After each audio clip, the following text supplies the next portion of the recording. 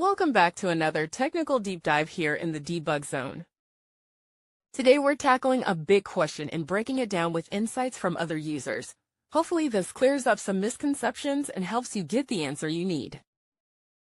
So buckle up, stay a little curious, and let's jump right in.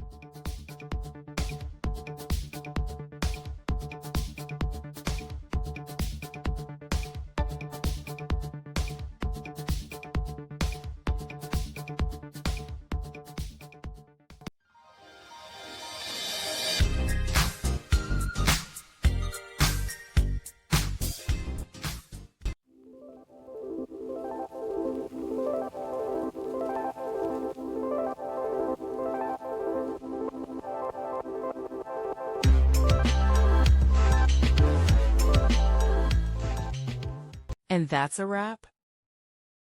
I hope you found the answer you were looking for. If you did, take a second to hit that subscribe button. It really helps out.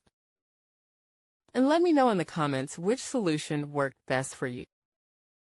See you next time in the debug zone.